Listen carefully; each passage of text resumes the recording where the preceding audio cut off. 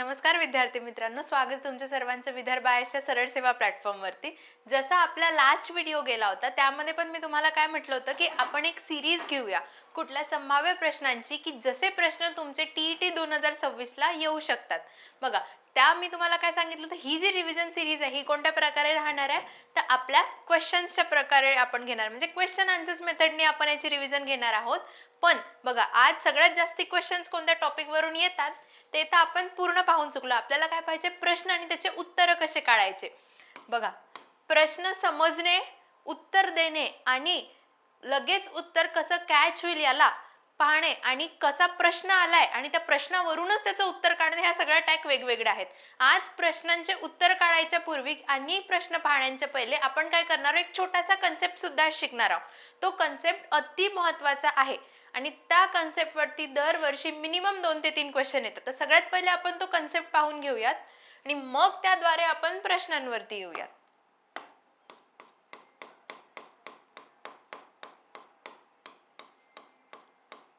बघा, सगळ्यात आधी हा कन्सेप्ट जाणून घेणं आपल्यासाठी अगदी महत्त्वाचं आहे. का? कारण की यावरती दरवेळेस गॅरंटीड 2 to 3 क्वेश्चन्स कंपल्सरी आहेत.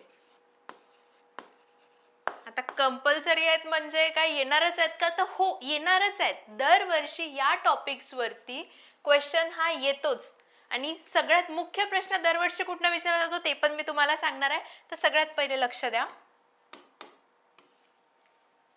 आपण काय काय घेणार आहोत याच्यात. मानसशास्त्रज्ञ, त्यांचे मुख्य सिद्धांत, कार्य आणि परीक्षेसाठी त्यांचे असलेले महत्त्वाचे मुद्दे. बघा, दरवेळेस तुम्ही म्हणाल मॅम दरवेळेस विचारलं जातं तर एकाच विचारलं जाते का? कधी कधी काय होतं मित्रांनो, जसे जे मधात जे मी तुम्हाला हायलाइट IMP जे करून देईल ते 100% दरवर्षी त्यावरनं प्रश्न येतोच. आणि प्रश्न कुठून येतो, याच टेबल मधून तुम्हाला या परीक्षेमध्ये कमीत कमी 2 ते 3 प्रश्न पाहायला मिळणार आहेत, याची मी तुम्हाला गॅरंटी देते. सगळ्यात पहिले आपण जीन पायजेने काय दिलं होतं की त्याचा मुख्य सिद्धांत कशावर होता, संज्ञानात्मक विकास सिद्धांत. त्यांनी त्याच्या 4 अवस्था सुद्धा दिल्या होत्या. पहिली अवस्था कुठली, सेन्सरोमीटर, प्री ऑपरेशनल, मग क्रिएट ऑपरेशनल आणि फॉर्मल ऑपरेशनल. दरवर्षी ही जे मी तुम्हाला 4 अवस्था सांगितल्या यावरती प्रश्न कसा विचारला जातो मी तुम्हाला सांगते.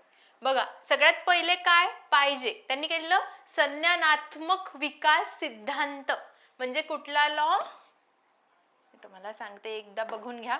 यावेळेस काय येतो तुम्हाला कसं येईल आणि त्याचे 4 जे सिद्धांत आहेत, त्यांनी जो सिद्धांत दिला त्याचे जे 4 पॉइंट्स आहेत ते कुठकुठले आहेत बघा. कुठकुठले आहे, सेन्सरोमीटर, प्री ऑपरेशनल, क्रिएट ऑपरेशनल आणि फॉर्मल ऑपरेशनल. याला लक्षात कसं ठेवायचं माहिती आहे का, SPCF. मी लिहिताना सुद्धा पूर्ण नाही लिहत, फक्त SPCF लिहिते. बघा त्याची ट्रिक काय लक्षात ठेवायची, काय SPCF. दरवर्षी याच्या 4 या पॉइंट्सवर सुद्धा प्रश्न येतो आणि जर का या पॉइंटवर प्रश्न नाही आला तर प्रश्न कसा येणार की ते 4ही यांची तुम्ही करेक्ट ऑर्डर लावा. तर कशी लक्षात ठेवायची, SPCF. ठीक आहे. जसं मी याला कसं लक्षात ठेवलं तर आपण CRPF म्हणतो ना, तर याच्या सोबत याला राईम केलं होतं मी. याच्यासोबत तुम्ही थोडंसं रायमिंग करून SPCF असं लक्षात ठेवू शकता. यावरती प्रश्न येतोच म्हणून हे जे SPCF आहे, ही जी ट्रिक आहे याला तुम्ही लक्षात ठेवा. आणि कोणी दिली होती हे 4 तुम्हाला सुद्धा विचारलं जाऊ शकतात आणि हे तुम्हाला कोणी सांगितलं होतं तर जॉन पायजेनी तुम्हाला सांगितलं होतं. या गोष्टीला लक्षात ठेवा.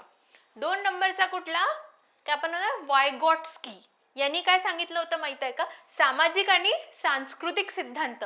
यांनी ZPD आणि स्कॅफोल्डिंगची आपल्याला काय दिली होती, एक पॉइंट त्यांनी सांगितलं होतं की झोन प्रॉक्सिमल डेव्हलपमेंट, ZPD. बघा, बऱ्याचदा वायगॉट्स्की वरती प्रश्न येतो.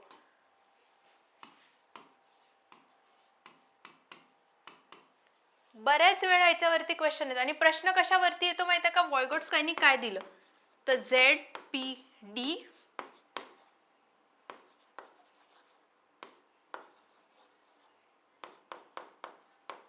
स्कॅफोल्डिंग आणि ZPD झोन प्रॉक्सिमल डेव्हलपमेंट यावरती दरवर्षी एक प्रश्न लिहून घ्या. म्हणजे यावर्षी सुद्धा दर एक प्रश्न यावर येणारच आहे. काय प्रश्न येऊ शकतो की ZPD म्हणजे झोन प्रॉक्सिमल डेव्हलपमेंट आणि स्कॅफोल्डिंग हे कोणी दिलं, तर कोणी दिलं, वायगॉट स्कायनी दिलं, ही गोष्ट लक्षात ठेवा. आणि त्यांनी आणखी काय सांगितलंय, सामाजिक आणि सांस्कृतिक म्हणजे तुम्ही शिक्षणाला सामाजिक आणि सांस्कृतिकरित्या कसे जोडू शकता हे कोणी तुम्हाला सांगितलं, वॅगॉट स्कायनी सांगितलं. मग येतो स्किनर. स्किनरनी काय सांगितलं, क्रिया प्रस्तुत अनुबंधन सिद्धांत म्हणजे काय, रिइन्फोर्समेंट म्हणजे काय करणे, रिइन्फोर्समेंट म्हणजे काय करणे, म्हणजे त्यामध्ये आणखी चांगले पॉइंट्स ऍड करणे, कोणत्याही गोष्टीला आणखी काय करणे, वाव देणे, त्याला काय म्हणतो आपण, रिइन्फोर्समेंट. आणि कोणी केलंय ते, स्किनरनी केलंय. मग येतं पॉव्हलॉव्ह, त्यांनी काय केलंय, अभिजात अनुबंधन सिद्धांत ज्याला काय म्हणतो आपण क्लासिकल कंडिशनिंग त्यांनी दिली होती. आणि त्यांनी काय सांगितलं होतं आपल्याला की अभिजात अनुबंधन सिद्धांत कशाला म्हणतात. मग येतो आपण बँड्युरावरती, यावेळेस सुद्धा याच्यावर प्रश्न एक आला होता, सामाजिक अधिगण आणि त्याचा सिद्धांत दिला होता त्यांनी. आणि त्यांनी काय सांगितलं, ऑब्झर्वेशनल लर्निंग आणि मॉडेलिंग म्हणजे ऑब्झर्वेशन लर्निंग म्हणजे काय की पुढचा जो विद्यार्थी आहे त्यावरती त्याला ऑब्झर्व करायचे की त्याचे प्लस पॉइंट्स मायनस पॉइंट्स काय, आणि ऑपरेशनल टाईपला त्याला करून आपल्याला काय करायचं आहे, त्याचं जे संबंधित जो प्रॉब्लेम आहे, जो इश्यू आहे तो सॉल्व्ह करून त्याचं कसं आपल्याला त्याला चांगलं शिक्षण देता येईल हे कोणी सांगितलं होतं, बँड्युराने सांगितलं होतं. मग आला थॉर्नडिक. हा जो आहे हा अति इम्पॉर्टंट तुम्ही समजा,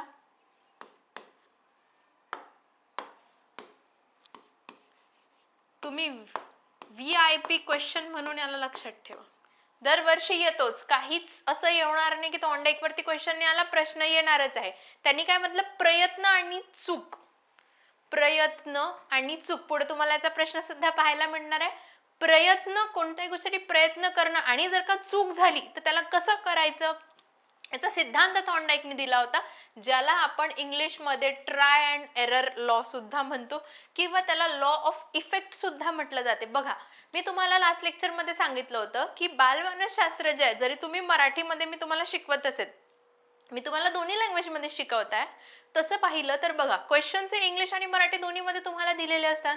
बऱ्याचदा मराठी जी असते ती थोडी कन्फ्युजर साईड तुम्हाला दिसते, म्हणून प्रश्न जरी तुम्हाला इंग्लिशमध्ये जास्ती जर का नाही आलं तरी एकदा प्रश्न इंग्लिशमध्ये सुद्धा वाचावा.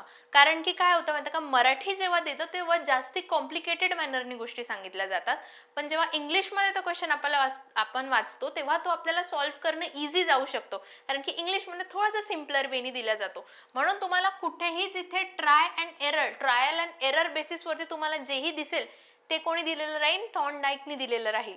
मग येतो आपला डिवे. हा जेवढा जास्ती मी तुम्हाला सांगेन तेवढा महत्वाचा नाही आहे, महत्वाचा थॉर्नडाईक जास्ती आहे. अनुभवाधिकरण शिक्षण म्हणजे लर्निंग बाय डुईंग.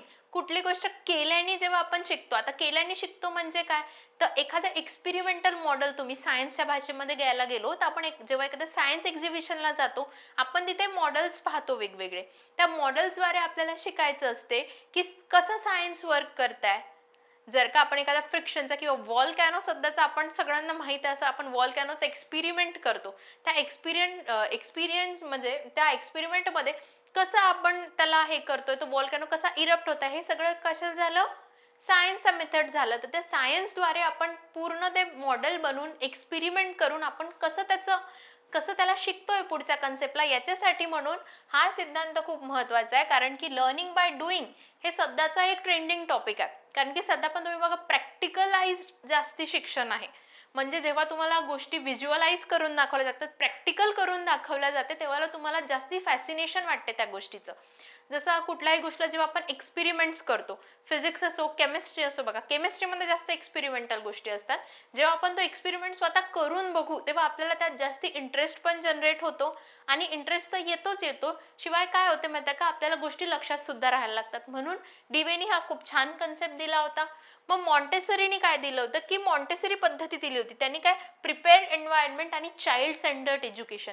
दरवेळेस हा एक क्वेश्चन यायचा, पण येतो दरवेळेस मॉन्टेसरीवर, पण महत्वाचा क्वेश्चन कसा येतो बघा, child centred education was given by, आणि खाली 4 ऑप्शन असतात, तो आहे मॉन्टेसरी.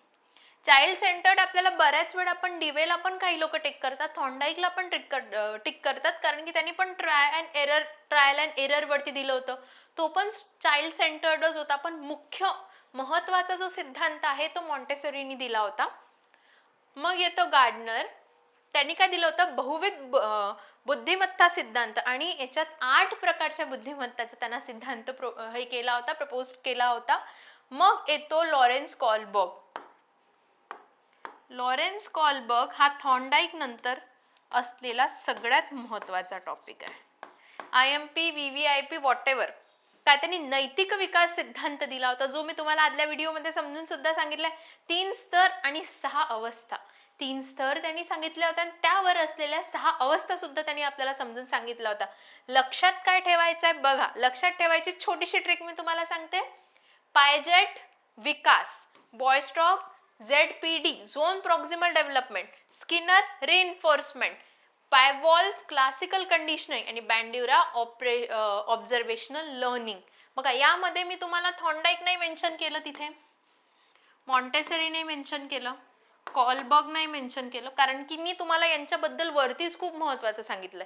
हे जे कमी लिस्ट इम्पॉर्टंट आहे त्यांना लक्षात ठेवायची ट्रिक, पण महत्त्वाचे जे आहेत थॉर्नडाईक, मॉन्टेसरी, कॉलबर्ग आणि बॉयस्टॉक आहे.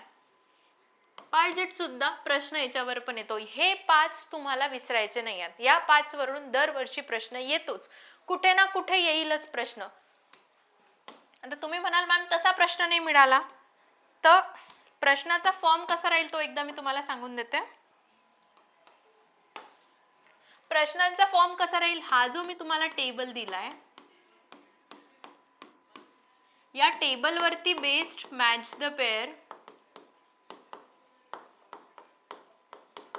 ज्याला आपण जोड्या लावा म्हणतो, हा प्रश्न MCQ प्रकारचा सिंपल, आणि कोणी कुठला सिद्धांत दिला म्हणजे त्याचं कार्य, ज्याला आपण इंग्लिशमध्ये वर्क असं म्हणतो, त्यांनी काय केलं, या सगळ्या याच्यावरती प्रश्न दरवर्षी विचारल्या गेलेलाच आहे, आणि यावर्षी सुद्धा 100% विचारल्या जाणारच आहे. आता एकही लक्षात ठेवलं तर जमेल असं नाही, कारण की जे मी तुम्हाला 5 सांगितले ते 5ही लक्षात ठेवा, कारण की मॅच द पेअर मध्ये तुम्हाला कधी कधी काय होऊन जातं, एकही तुम्हाला बाय लक एक जरी तुम्हाला आला त्याच्यातलं तरी तुम्ही एक ऑप्शन बरोबर टिक करू शकता, पण ऍटलीस्ट यू शुड नो 2, म्हणजे 2 तुम्हाला कमीत कमी यायला हवेत. म्हणून आपण हे 5ही जे आहे ते लक्षात ठेवणे गरजेचं आहे. बऱ्याचदा स्किनर सुद्धा येतो, पण हे जे आहेत 5 हे बऱ्याचदा मॅच द पेअर्स मध्ये विचारल्या जाऊ शकतात आपल्याला. आपण पुढे पुढे जेव्हा PYQs घेऊया, पेपरद्वारे आपण शिकूया, तेव्हा पण मी तुम्हाला हे पूर्ण लक्षात करून देईल. आणि SPCF, ज्याला मी SRPF सोबत तुम्हाला रायमिंग करून दिलेलं आहे, SPCF ही गोष्ट लक्षात ठेवायचीच आहे, कारण की यावरती प्रश्न येतच असतो. ठीक आहे, पुढे आपण जाऊयात. आता आपण जाऊयात, हे एक तुम्हाला समजलं असेल, ज्याला वाटेल तुम्ही लोकांचा स्क्रीनशॉट घेऊन ठेवू शकता तुमच्याकडे, किंवा याची एक छोटीशी प्रिंट काढून सुद्धा तुम्ही तुमच्या स्टडी टेबलवर लावा, कारण की हा जो टेबल आहे हा तुमचे 3 प्रश्न कमीत कमी बरोबर करून देऊ शकतो. म्हणून याचा एक स्क्रीनशॉट घेऊन तुम्ही एक तुमच्या जिथे पण तुम्ही अभ्यास करा तिथे तुम्ही याला स्टिक करा. बघा, पुढे आपण क्वेश्चन्स बघूया, आणि क्वेश्चन्सच्या द्वारे पण आपण या टेबलकडे परत एकदा येऊयात. तर बघा,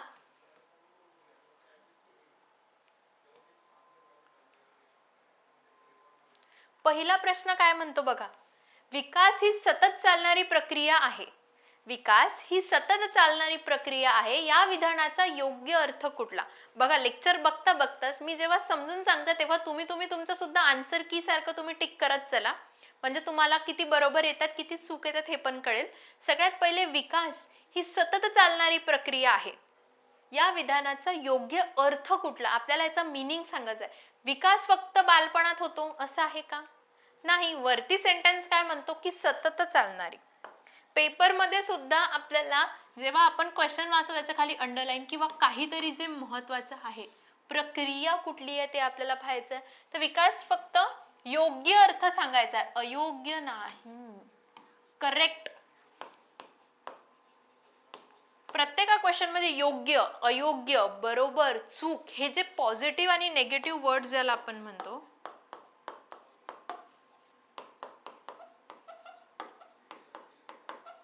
जसं ज्या पॉझिटिव्ह मध्ये येते योग्य, अयोग्य, बरोबर, चूक, असे जे शब्द असतात त्याला पेननी आधी बॉक्स करून घ्यायचा आहे, कारण की नाहीतर काय होतं आपण कन्फ्यूज होऊन जातो. योग्य कुठला आहे? विकास हा फक्त बालपणात होतो, योग्य आहे का? का बरं आता आपला विकास होत नाही आहे का? विकास तो होतच आहे. विकास अचानक होतो. अचानक व्हायला ही कुठली घटना आहे का? नाही. अचानक होतो का? नाही. विकासामध्ये कालानुक्रमाने व सातत्याने बदल होत जातात. हे गोष्ट आहे का? ही बरोबर आहे का? तर हो. विकासामध्ये कालानुक्रमाने व सातत्याने बदल होत असतात. या हे जे सेंटेन्स मी तुम्हाला वरून दाखवलं याचा हा बरोबर अर्थ आहे का? हो. वरचा सेंटेन्स काय सांगतो की विकास सतत चालतो. मग फक्त बालपणात होणार आहे का? नाही. विकास अचानक होणार आहे का? नाही. सर्व मुलांचा विकास समान होतो असं होणार आहे का? एखादा काय असतो म्हणजे का शार्प माइंडेड असतो, त्याचा जो विकास आहे तो फास्ट होतो, त्याला लवकर गोष्टी समजायला लागतात, त्याला गोष्टीचा म्हणजे लगेच तो कॅच करू शकतो. पण सर्वांचा सेम असतो का? नाही. म्हणजे याचं उत्तर काय आहे? Option number C. तुम्ही पण लेक्चर बघता बघता तुमचे आन्सर्स नोट डाऊन करत चला, म्हणजे तुम्हाला करेक्ट किती येतात, रॉंग किती येतात हे समजत राहील. पुढे जाऊयात. खालीलपैकी वाढ, ग्रोथ आणि विकास, डेव्हलपमेंट यातील योग्य फरक कुठला? यातील योग्य फरक कुठला? मी तुम्हाला काय सांगितलं होतं पहिले, योग्य अयोग्यला आपल्याला काय करायचं आहे? बॉक्स करा. योग्य पाहिजे आहे. ग्रोथ आणि डेव्हलपमेंट वरती कंपल्सरी अ क्वेश्चन 1 ते 2 दरवर्षी 1 ते 2 प्रश्न कंपल्सरी विचारले जात असतात. पहिलं काय, दोन्ही समान आहेत. ग्रोथ म्हणजेच वाढ आणि विकास हे सेम आहे का? हे एक झाड आहे,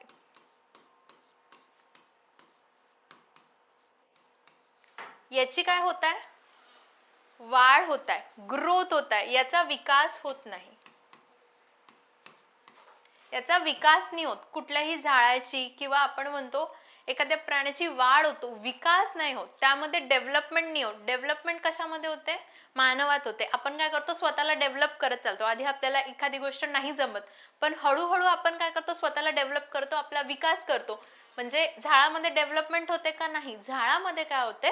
वाढ होते. शारीरिक जी होते ती वाढ आणि मानसिकरित्या जी होते ती डेव्हलपमेंट. ही गोष्ट लक्षात ठेवा. वाढ म्हणजे काय?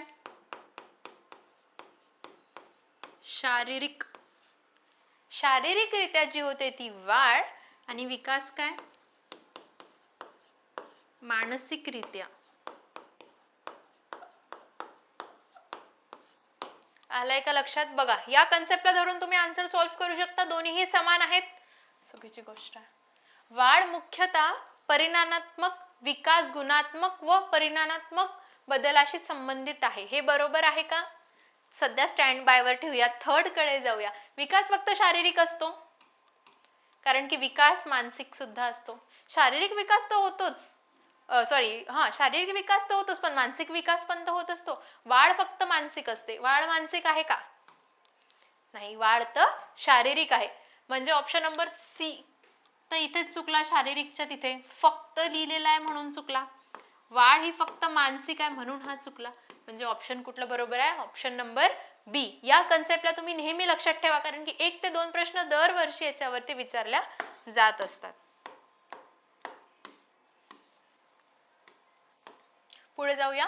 बालकाच्या विकासावर सर्वाधिक योग्य प्रभाव कोणता? परत इथे सुद्धा मी योग्य तुम्हाला सांगितलंय. बालकाच्या विकासावरती सर्वाधिक योग्य प्रभाव कुठला? बघा, बालकावस्थेत जेव्हा आपला विकास होत असतो तेव्हा खूप महत्त्वाचे काही घटक असतात. जसं आपलं घरचं वातावरण, शालेय वातावरण, सामाजिक वातावरण, घरी त्याला देण्यात जाणारी काय म्हणतो आपण ती शिक्षा असते, किंवा घरातला जो आपला राहण्याचा किंवा खाण्याचा किंवा समजावून सांगण्याची ती घरची जी पद्धत आहे, ही सगळी बालकाला खूप महत्त्वाची ठरत असते. त्यामध्ये बघा, सर्वाधिक योग्य फक्त अनुवंशिकता योग्य आहे का? नाही. फक्त घरातलं वातावरण आणि जर का तुम्ही घरातलंच जर का वातावरण छान ठेवलं तर बालकाची पूर्ण विकास सुधारणार आहे का? नाही. मग काय ते फक्त शाळेमध्ये छान वागणं नाही, घरी वाईट वागणूक जर का त्याला मिळाली तर त्याचं सुधारणा चांगली होणार आहे का नाही. म्हणून याचं ऑप्शन काय येईल, सी. अनुवंशिकता आणि वातावरण याची परस्पर क्रिया, दोघांची सोबत क्रिया असायला पाहिजे. अनुवंशिकतेने सुद्धा काही गुण आपल्यामध्ये येत असतात, जसं आपण आपल्या वडिलांचा स्वभाव म्हणतो, एखाद्यांचा वडिलांचा स्वभाव थोडासा रागीट असतो, तो आपल्यात सुद्धा येतो, याला म्हणतात अनुवंशिकता. पण काही काही काय होते, ही अनुवंशिकता नसून एखाद वेळी आपल्या घरामध्ये किंवा शाळेत आपल्याला भेटणारं वातावरण सुद्धा असते. म्हणून अनुवंशिकता आणि वातावरण यांची परस्पर क्रिया हे याचं योग्य उत्तर आहे. बघा पुढे जाऊयात.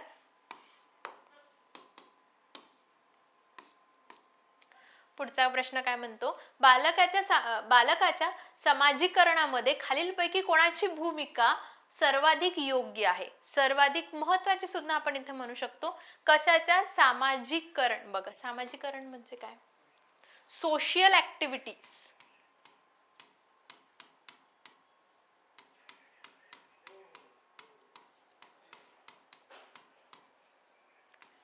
सोशल ऍक्टिव्हिटीज म्हणजे स्टुडंटचा जो परफॉर्मन्स आहे हा नुसतं शाळेतच चांगला नको, समाजामध्ये सुद्धा तो कसा वावरतो हे अगदी महत्वाचं आहे.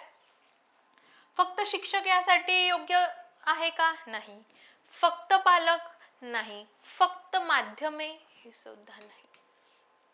याचं करेक्ट उत्तर काय, पालक, शिक्षक, समन्वयक आणि समाज. समन्वयक म्हणजे काय की जो आपल्याला एखादी गोष्ट समजून सांगत असतो किंवा तो मीडिएटर ज्याला आपण मधातला म्हणतो तो. त्याचं करेक्ट उत्तर आहे पालक. कारण पालक, शिक्षक आणि समन्वयक आणि समाज.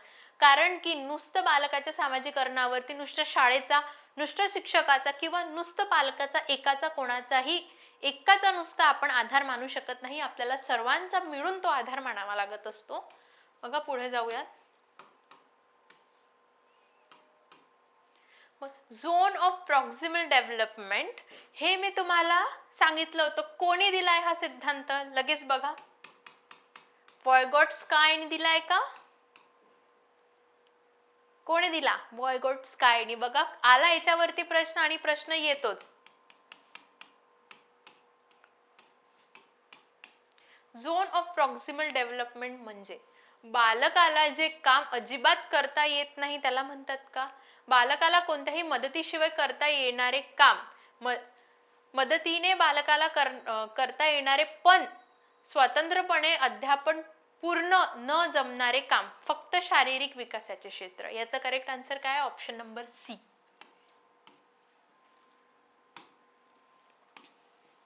म्हणजे कुठल्या मदत, एखादी आपण जर का बालक आहे त्याला नाही जमत आहे पण जर का आपण त्याला मदत केली, मदतीने बालकाला करता येणारे पण स्वतंत्रपणे अध्यापन पूर्ण न जमणारे काम, म्हणजे त्याला जर का आपण सपोर्ट केला तर तो करू शकतो. त्या सपोर्टला, त्या आधाराला काय म्हणतात,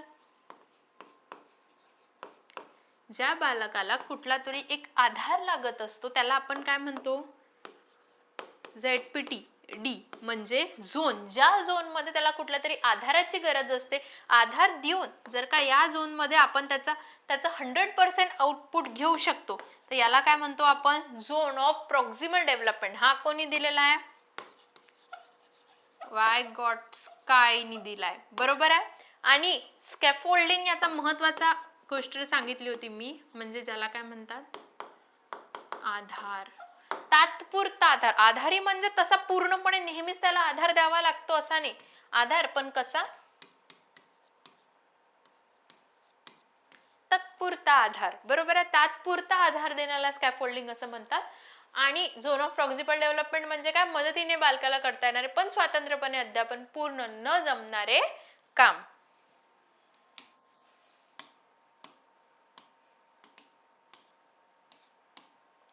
पुढे जाऊया. मानवी वर्तनाच्या विज्ञानाला मानसशास्त्र असे म्हणतात. या व्याख्याला ही व्याख्या कोणी दिली होती, तर ही व्याख्या वॉटसननी दिली होती. हा प्रश्न 100% महत्वाचा आहे. या प्रश्नावरती म्हणजे हा जो प्रश्न हा 2-1 वेळ विचारला गेलेला आहे ऑलरेडी. हा PYQ आहे तुमचा आणि हा विचारला जाण्याचे जे चान्सेस असतात ते मॅक्झिमम असतात. ठीक आहे, लेट्स गो फर्दर. पुढे जाऊयात आपण. पुढे काय म्हणतोय, कॉलबर्ग यांचा सिद्धांत कशाशी संबंधित आहे? बघा वापस आपण जातोय. कॉलबर्गने काय दिलंय? भाषिक दिलेला आहे का? मी तुम्हाला सांगितलं तर कॉलबर्ग हा सगळ्यात महत्वाचा आहे. भाषिक दिलाय काय नाही? की भाषा कशी असली पाहिजे ही सांगितलंय का कॉलबर्गने? नाही. शारीरिक जो विकास होतो हा सांगितलं का कॉलबर्गने? नाही. बौद्धिक जो विकास होतो तो सांगितला का कॉलबर्गने? तर अजिबात नाही. कॉलबर्गने काय सांगितलं आपल्याला? नैतिक विकास कसा होतो. बरोबर आहे. नैतिक विकास आपल्याला कोणी सांगितलं? कॉलबर्गने सांगितलं. परत आपण आपल्या टेबलकडे वळूयात एकदा. कुठे गेला कॉलबर्ग? बघा कॉलबर्गने नैतिक विकास 3 स्तर आणि 6 अवस्था, हे सुद्धा तुम्हाला नंबर्स लक्षात ठेवायचे. किती स्तर? 3 आणि किती अवस्था? 6. कोणी दिलं? कॉलबर्गने. आणि काय दिलं? नैतिकतेचा सिद्धांत दिला. लगेच परत येऊया आपण ट्रायल अँड एरर बेसिस. मी तुम्हाला सांगितलं ट्राय अँड एरर सगळ्यात सोपी आहे. कोणी दिलाय?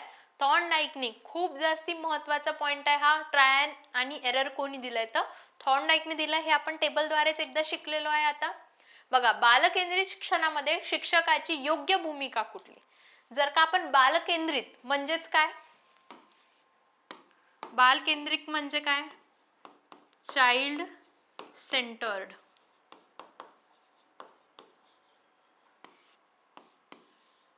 आता तुम्हाला चाइल्ड सेंटर्ड एज्युकेशन पाहिजे असेल तर याची योग्य भूमिका कोणती आहे? फक्त माहिती देणारा असायला पाहिजे का? तर नाही. कठोर नियंत्रक असायला पाहिजे का? नाही. फक्त परीक्षक असायला पाहिजे का? तर नाही. तो कोण असायला पाहिजे? फॅसिलिटेटर म्हणजे सुलभ करता, जो आपला टीचर ठरत असतो, शिक्षक. आपली परीक्षा शिक्षक पात्रता आहे. टीईटी काय? आपली शिक्षक पात्रता परीक्षा आहे. शिक्षकाला कसं असावं, त्यांनी कसं बिहेव करावं, त्यामध्ये कोणते कोणते गुण असावेत, हे सगळं शिकायचं असतं आपल्याला. म्हणून आपण टीईटी ही परीक्षा देतो. आपली जी चाचणी आहे ही टीईटी द्वारे होते. म्हणून बघा यामध्ये असे प्रश्न खूप जास्ती विचारले जातात. मॅक्झिमम चान्सेस अशा प्रकारे क्वेश्चन विचारायचे की त्यामध्ये जर का बाल केंद्रित करायचं आहे तर मग काय कामात येईल, जर का आपल्याला एक्सपेरिमेंट बेस करायचा आहे तर मग कुठले सिद्धांत कामात येतील, हे सगळे प्रश्न दरवर्षी रिपीट होत असतात.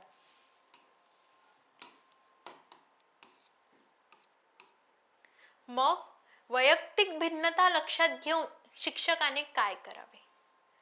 भिन्नता म्हणजे काय? डिफरन्सेस. तर यासोबत काय? सर्व विद्यार्थ्यांना एकच पद्धत वापरावी. दुसरी गोष्ट फक्त हुशार विद्यार्थ्यांना शिकवावे. तिसरा पॉइंट विविध अध्यापन पद्धती वापराव्यात. की चौथा कमजोर विद्यार्थ्यांना वेगळं बसवावे. असं करायचं असते का? नाही. बघा आपण एक क्लासरूम कन्सिडर करूयात.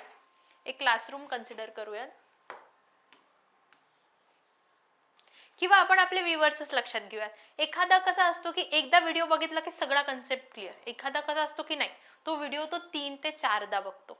एखादा कसा असतो की एकदा त्याला लक्षात येत नाही पण सेकंड टाइम त्याने पाहिलं की लगेच लक्षात येतं. म्हणजे सगळ्यांची IQ लेवल जी आहे ती वेगवेगळी आहे. बघा वे ऑफ अंडरस्टँडिंग वेगवेगळं आहे. इंटेलिजंट क्वेश्चन वेगवेगळं आहे. बघा इथे सगळे हे स्टुडंट आहे. आता मला यांच्यामध्ये भिन्नता आहे. भिन्नता म्हणजे काय? डिफरन्स. मी तुम्हाला मराठी आणि इंग्लिश दोघांमध्ये शिकवते म्हणजे कन्फ्युजनचा पार्ट नाही. बघा हे सगळे स्टुडंट्स आहेत. या दोघांना लक्षात बरोबर येत आहे, फास्ट येत आहे. या दोघांना लक्षात लेट येतं. तर मग यांच्यामध्ये डिफरंट कसा लक्षात घ्यायचा?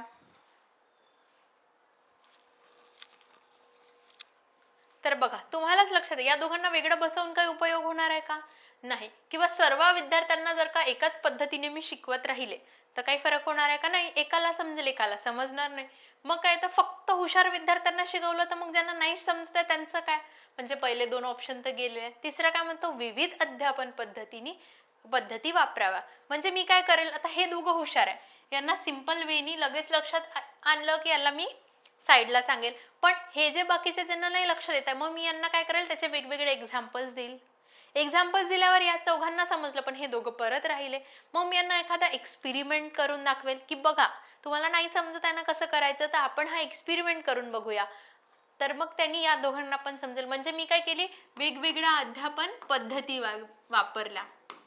या दोघांसाठी वेगळी, या चौघांसाठी आणि या दोघांसाठी वेगळी. म्हणजे जेव्हा आपण वेगवेगळ्या अध्यापन पद्धती वापरतो तेव्हा सगळ्यांना सारखं समजत असते. आणि जर का मी यामधल्या कमजोर विद्यार्थ्यांना वेगळं बसवलं तर मग त्यांना काय होईल, बायस्ड म्हणतो आपण याला, बायस्ड मेथड ही एका शिक्षकाने कधीच नाही वापरावी.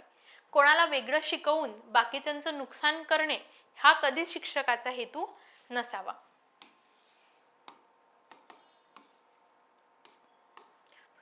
बघा पुढच्या प्रश्नाकडे वळूयात. एका विद्यार्थ्याने चुकीचे उत्तर दिल्यास शिक्षकाने सर्वात योग्य कृती कोणती करावी?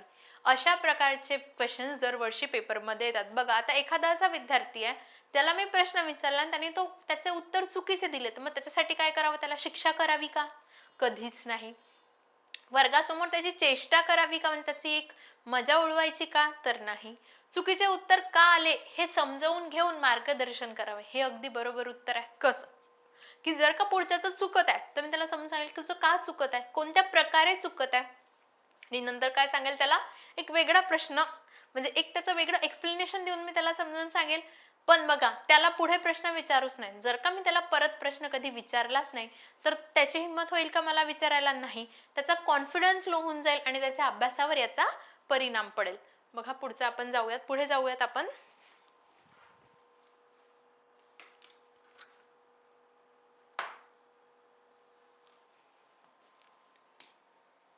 समावेशक शिक्षणाचा मुख्य उद्देश कोणता?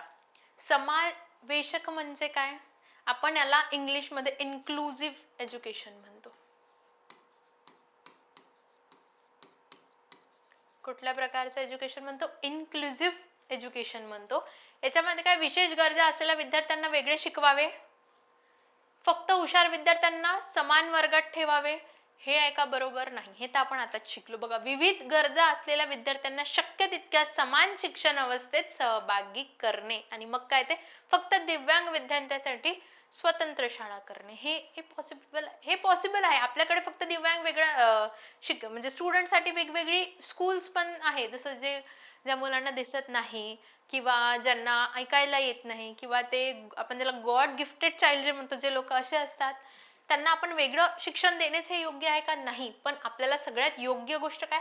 विविध गरजा असलेल्या विद्यार्थ्यांना शक्य तितक्या आपल्या अपॉर्च्युनिटीज द्यायच्या. त्यांना एकत्र जितकं आपण आपल्या वावरण्यात आपण त्यांना ठेवू, त्यांना तितकं स्वातंत्र्य फील होईल, त्यांना तितकं एकटं नाही वाटेल आणि त्यांना शिक्षणाची आवड त्यांच्यामध्ये वाढत राहील. म्हणजे यांचं करेक्ट उत्तर काय? विविध गरजा असलेल्या विद्यार्थ्यांना शक्य तितक्या समान शिक्षण अवस्थेत सहभागी करणे होय. ठीक आहे. हॉवर्ड गार्डनर यांच्या मते परत एक शास्त्रज्ञाला काय म्हणतो? परत आपण आपल्या टेबलकडे जाऊया. गार्डनरने काय सांगितलंय? बहुविध बुद्धिमत्ता सिद्धांत, 8 प्रकारच्या बुद्धिमत्ता त्यांनी सांगितलं. आणि काय बहुविध बुद्धिमत्ताचा सिद्धांत कोणी दिला? गार्डनर्सने. आता मग तो काय म्हणतो बघूया. गार्डनर काय म्हणतो? बुद्धिमत्ता फक्त एकच असते. एकच असते का बुद्धिमत्ता? नाही. यांनी याचे 8 प्रकार दिलेले आहे. 8. मग बुद्धिमत्ता फक्त IQ ने मोजता येते, IQ लेवल म्हणतो, हे अगदी बरोबर आहे. बुद्धिमत्ताचे अनेक प्रकार असू शकतात, हे पण बरोबर आहे. पण असू शकतात असं वापरल्या म्हणून हा सेंटेन्स येणार नाही. बुद्धिमत्ता बदलू शकत नाही. का नाही बदलू शकत? आज माझा IQ लेवल डाऊन आहे, आज मला काहीच समजत नाही, आज मी मॅमचं लेक्चर केलं, आज मला काहीच कळत नाही. पण असं रेग्युलर बेसिसवरती होणार आहे का? जेव्हा तुम्ही माझी ही सिरीज पूर्ण पाहाल तेव्हा तुम्हाला तुमचे कन्सेप्ट आणखी क्लिअर होत राहील आणि तुमचा IQ वाढत राहील. तर हे चुकीचं आहे. बघा तुम्हाला बऱ्याचदा आपण जेव्हा पेपर द्यायला बसत असतो असे 2 येतात, तुम्हाला हे पण बरोबर वाटते आणि हे पण बरोबर वाटते. असू शकतात म्हटलेलं आहे, असू शकतात असं आहे का? आहेच, हे चुकीचं ठरते. बरोबर उत्तर काय? बरोबर उत्तर काय? बी. बुद्धिमत्ता फक्त IQ ने मोजल्या जात असते की आपला इंटेलिजंट क्वेश्चन काय आहे. बघा एका वर्गात विद्यार्थी आहेत. एक तुम्हाला सिच्युएशन इथे दिलेली आहे. मी तुम्हाला मागच्या लेक्चरला सिच्युएशन सांगितलं होतं. सिच्युएशन बेस्ड कसे क्वेश्चन येतात? एकाच वर्गात 2 विद्यार्थी आहेत. पहिला विद्यार्थी अतिशय जलद शिकतो तर दुसऱ्याला त्याच्यासाठी अधिक वेळ लागतो. शिक्षकाने काय करणे सर्वात योग्य? जसं मी तुम्हाला एक क्लास मगाशी काढून दाखवला होता.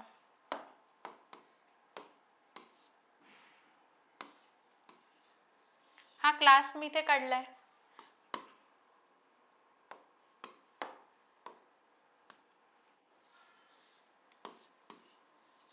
ब्राईट वाटतो. आता बघा 2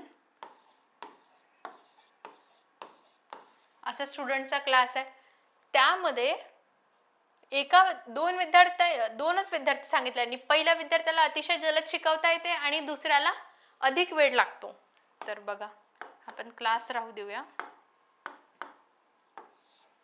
हा क्लास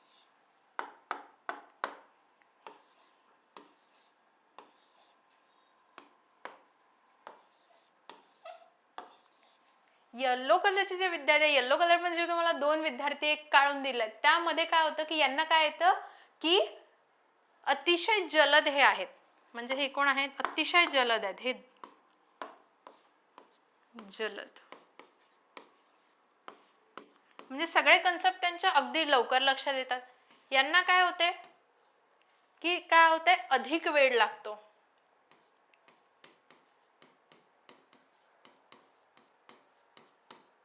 पहिलं सेंटेन्स काय म्हणते बघ, दुसऱ्या विद्यार्थ्याला कमजोर म्हणून घोषित करणे. यांना जर का मी कमजोर घोषित करणे हे योग्य आहे का? नाही. दोघांनाही समान वेळ देऊन पुढे जाणे हे बरोबर आहे का? हो, हे बरोबर आहे. विद्यार्थ्यांच्या गरजेनुसार डिफरन्शिएटेड सपोर्ट देणे हे बरोबर आहे का? हा.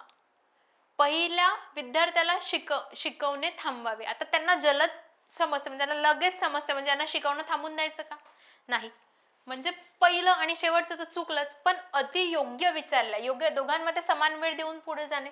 समान वेळ देऊन त्यांना आपण पुढे पण घेऊन जाऊ शकतो, पण यापेक्षाही महत्वाचं काय, जर का मी दोघांना आपल्या गरजेनुसार वेळ दिला, यांना लवकर समजताय की नाही, तर मी यांना यांच्या गरजेनुसार कमी वेळ दिला, पण त्यांना समजावून पूर्ण सांगितलं, यांना लगेच लक्षात आलं म्हणून यांना कमी वेळ द्यायचा. ज्यांना लवकर नाही समजत यांना जर का मी अधिक वेळ दिला त्यांच्या गरजेनुसार, तर हे पण काय होतील, यांना पण काय होईल की लवकर लवकर शिकायला मदत होईल आणि यांचे पण गुण काय होतील, वाढत जातील. म्हणून याचं योग्य उत्तर काय, विद्यार्थ्यांच्या गरजेनुसार डिफरन्शिएटेड सपोर्ट त्यांना आपल्याला द्यायचा असतो. ठीक आहे. मी इथे इंग्लिश वर्ड्स तुमच्या सोयीसाठी वापरले, कारण की तुम्हाला त्याचा इंग्लिश वर्ड जर का लक्षात आले तर समजणे सोपी जाते. विद्यार्थ्याला एखादा विषय शिकवण्यात स्वतःहून आनंद आणि रस वाढतो. हे कोणत्या मोटिवेशनचे उदाहरण आहे? मोटिवेशन म्हणजे काय असतं की आपण त्याला एखाद्या प्रेरित करणे. जर का एखाद्या विद्यार्थ्याला एखादा विषय स्वतःहून त्याच्यात त्याला आनंदी वाटतो की हो मी त्यात खूप आनंदी आहे, तर हे कसं होते, एक्सट्रिन्सिक मोटिवेशन. बाहेरीय त्याला मोटिवेशन देणं, तू खूप चांगला आहे, तुम्ही करू शकता, तुम्ही करतेच आहे, तुझ्याच्याने होणारच आहे, हे काय झालं, एक्सट्रिन्सिक. एक्सट्रिन्सिक म्हणजे काय, बाहेर.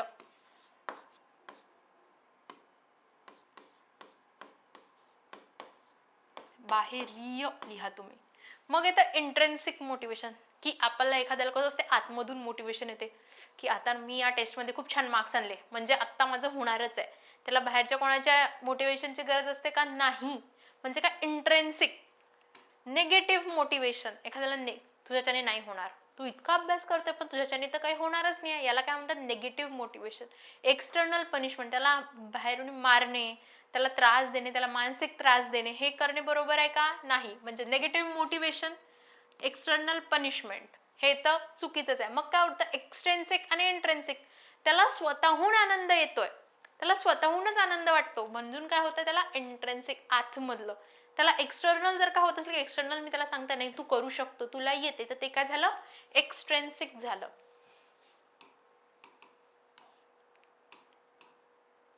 बघा, शिक्षण सुरू असताना विद्यार्थ्याची प्रगती तपासून पुढील अध्यापन सुधारणा करण्यासाठी कोणते असेसमेंट अधिक उपयुक्त आहे? की जर का माझं शिक्षण मी सुरू आहे, मी एक शिक्षक विद्यार्थ्याला शिकवतोय, आता त्याची प्रगती आपल्याला तपासायची आहे. जर का एक्झाम्पल मी तुम्हाला आता लेसन शिकवते, जसं मी तुम्हाला आता एक टेबल शिकवला, त्या टेबलद्वारे तुमची प्रगती कधी लक्षात येईल, जेव्हा तुम्हाला ते प्रश्न सॉल्व्ह होतील. बघा, पहिलं काय, फॉर्मेटिव्ह, फक्त final exam, entrance exam, intelligent test. Intelligent test आहे का?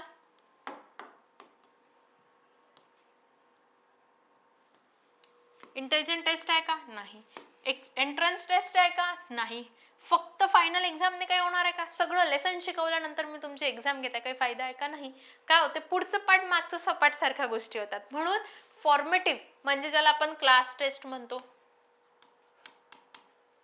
एखादी छोटीशी असाइनमेंट असते, एखादी ओपन बुक टेस्ट सारखी ज्याला आपण म्हणतो, यात सुधारणा जर का मी तुमची लगेच केली, म्हणजे एका टॉपिक शिकवल्यानंतरच जर का मी तुमची टेस्ट घेतली, तुमच्या टॉपिकमध्ये काय होते, सुधारणा होत राहील आणि तुमचे काय होईल की आन्सर्स करेक्ट यायला लागतील. म्हणून कुठली उपयुक्त जास्ती आहे, फॉर्मेटिव्ह असेसमेंट. तर अशा प्रकारे आपण आपले सगळे क्वेश्चन्स आजच्या सिरीजमधले आजच्या लेक्चरमध्ये संपवलेले आहेत. आजच्या लेक्चरमधला हायलाइटेड पॉईंट काय आहे, तुमचा हा टेबल.